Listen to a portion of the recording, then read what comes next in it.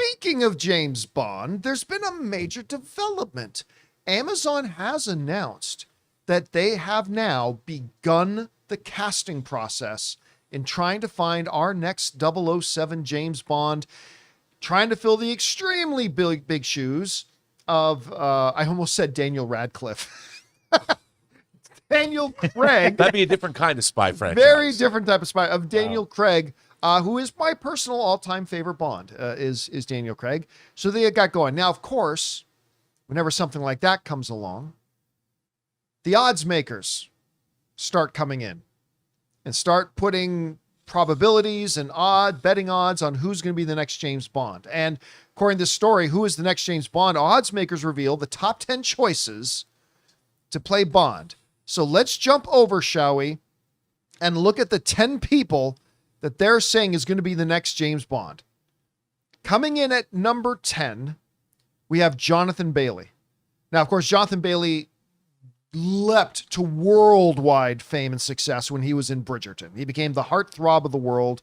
Of course, then he was in the Wicked films that did extremely well for everybody. Bridgerton was, of course, and then he even got to join Scarlett Johansson in a Jurassic World movie that made, look, whatever you think about it, it made a lot of money.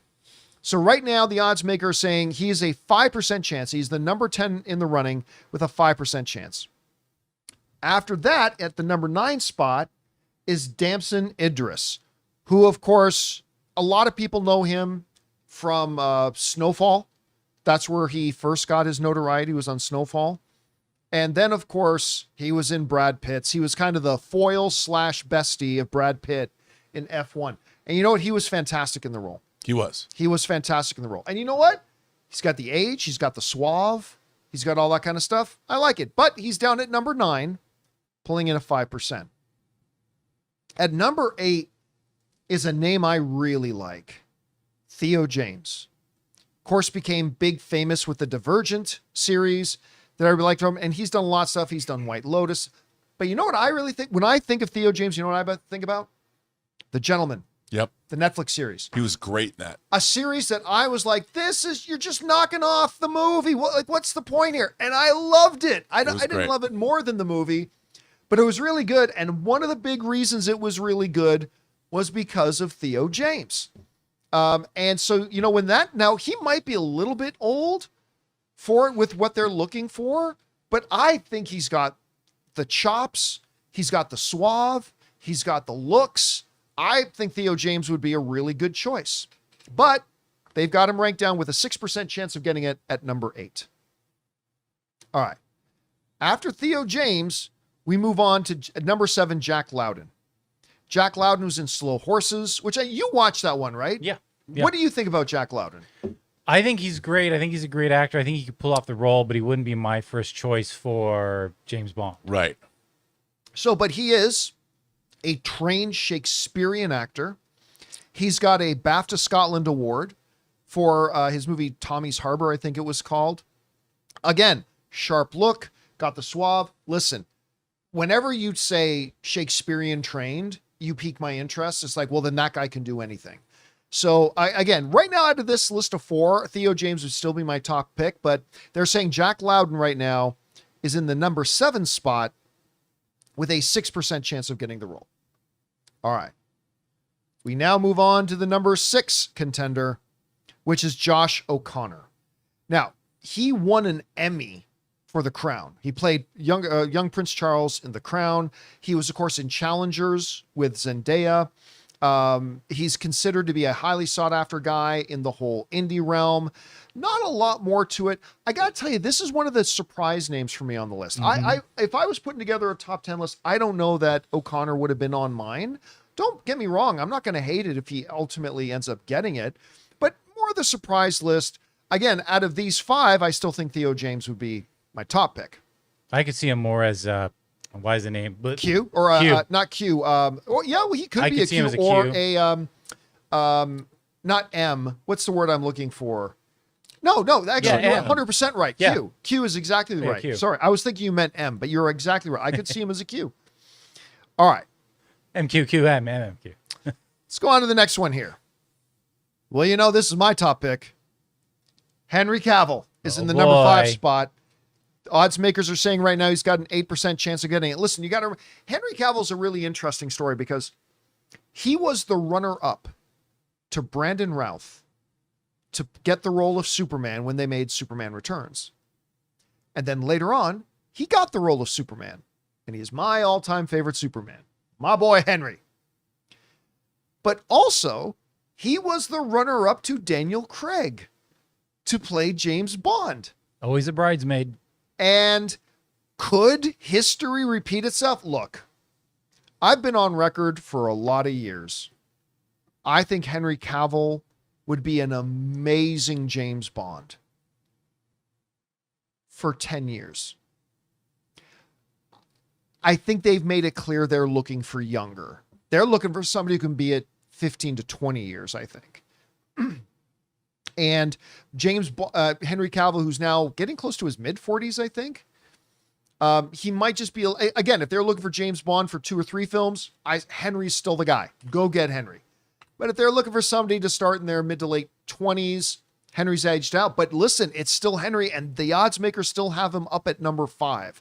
Still my number 1 choice, Henry Cavill. They're saying he's got an 8% chance of getting the role. All right, we move up the list now. Coming in at the number 4 spot, Ricky Tikki Tacky. I forgot about that. Aaron Taylor Johnson. Yeah. The man, the myth, the legend. The guy who could be Quicksilver. The guy who can be Craven. And the guy, what's the superhero thing he started off in? Kick-Ass. Kick-Ass. He can be Kick-Ass. He can be all of it. Put him in Bullet Train. Put him in an Eggers film. By the way, he's got that werewolf film coming up. Uh-huh. If it wasn't for Henry Cavill, I think Aaron Taylor Johnson would be the top of my list. He's a phenomenal actor. He's got all the physical chops. He's got all the charisma. This guy would be a terrific choice to be Bond. I agree. 100% great choice to be Bond. They've got the odds maker have him at number 4 with an 11% chance of getting the role, which means they think there are 3 people who have a better chance, including at number 3, Harry Dickinson. He was several awards nominations for Triangle of Sadness. He was really good in that Nicole Kidman movie, Baby Girl. Yeah. Oh, yeah, that's right. That was not an easy role to play. And he did really, really great in that. He's got a television series. Again, listen, other than Baby Girl, I'm not super familiar with his work. I don't know that I see him as Bond. Yeah, I don't. I think he's very talented, super talented guy. I just don't know that Bond is it. But I'll tell you what, the odds makers like him. They got him all the way up at the number 3 spot with a 12% chance of getting it. All right.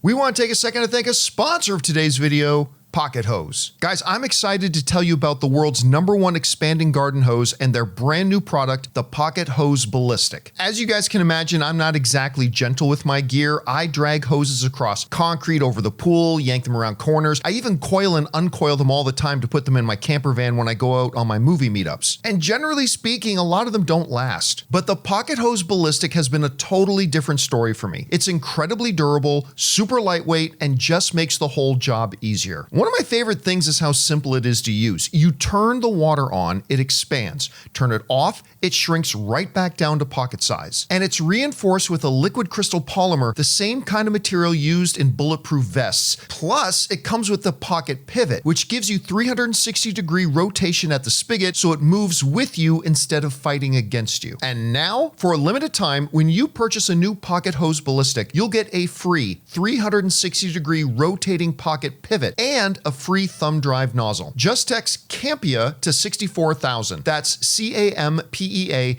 to 64,000 for your 2 free gifts with purchase. Text Campea to 64,000. Message and data rates may apply. Now we get into the top 2. According to the odds makers, the number 2 guy is Jacob Elordi. Listen, when you're hot, you're hot.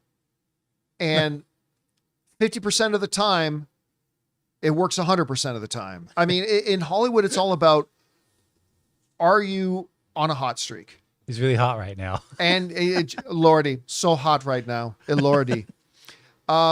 I mean, coming off of Oscar nominations for Frankenstein, in which he was incredible in Frankenstein, absolutely incredible. Euphoria is a global, worldwide hit. He was so good in Saltburn. I mean, this guy, he's got it, you know? He's a superstar. Could he be a James Bond? Not the top of my list, but if I woke up tomorrow to the Hollywood Reporter saying Jacob Elordi cast as a new James Bond, I ain't going to complain about it. He's got a bit of a echoes of Sean Connery look. He's got a little Sean Connery, you know, not just in his look, but in his mannerisms. He's got a little bit of Sean Connery. Some people have argued he might be too physically big. He's a big dude. Tall. But I think it could work anyway. So they got Jacob Elordi all the way up at a 17%. But by far, the person they're saying right now is far and away the front runner to get James Bond. Coming in number one, Caleb Turner, who you might remember was Newt's brother in Fantastic Beasts. He's got this new one coming out that got a lot of people at CinemaCon talking, called One Night Only, which I don't think looks very good, but everybody else thinks looks absolutely fantastic. He was in that great movie with Elizabeth Olsen called Eternity that he was so good in. Like, he was up against two bigger actors than himself, and he kind of stole the movie. He kind of stole the show. He was in Boys in the Boat. I forgot about that. He's in Masters of the Air. Yeah, Green Room. Wow, with what's his name? I know what you're talking about. Anton Yelchin. And Patrick Stewart. Going back a ways. And you know what? When I saw this name, and they look at that, look at this list. Like, at the number 4 guy, Aaron Taylor Johnson, has got an 11% chance. He's sitting at a 38% chance, they're saying. I would not have put him on my list. If you had asked me last week to put together a top 10 list for this, I would have made a list. I don't know that I would have had Turner on here. But the more I think about it, Henry's still my number 1 guy. I think Aaron Taylor Johnson would be my second. I think Theo would be my third. But you know what? The more and more I thought about it, man, this kid would make a really good Bond. Yeah. Actually. So it's another one of those things, not in my top 3, but if I woke up tomorrow and they announced him, I'd say, good choice, man. He's going to do well. So let's read through this list again here. At number 10, they've got Jonathan Bailey. At number 9, Damson Idris. At number 8, we got Theo James. At number 7, we got Loudon. At number 6, O'Connor. At number 5, my boy, Henry. At number 4, Ricky Tikitaki. At number 3, Dickinson. At number 2, Elordi. And at number 1, by a long shot, is Turner. Rob, you are a considerably big James Bond fan. Big James, but lifelong. What do you think about this list? Who is standing out to you? And maybe more importantly, are there any names conspicuous by their absence off this list? What are you thinking about? No, I mean, I have to say that Callum Turner has been my number 1 favorite to be Bond for a while now as well. I think that there's something about the way he carries himself and his face, I believe. And my number 2 has always been Aaron Taylor Johnson. And I would say there's somebody missing from this list. Richard Madden, who played Jon Snow. I mean, not Snow, Rob Stark. Rob Stark.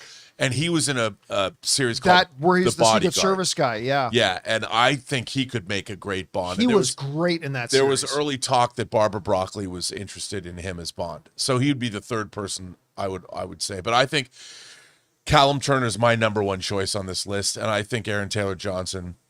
And since Richard Madden is not on the list, he's probably not in the running, or an unknown that we don't know about. Somebody out of the blue. But I'm really curious to see where they're going to go with this Bond, because they've talked about, making it a period piece, talking about starting with young Bond, where we see his naval, where he's the commander in the British Navy.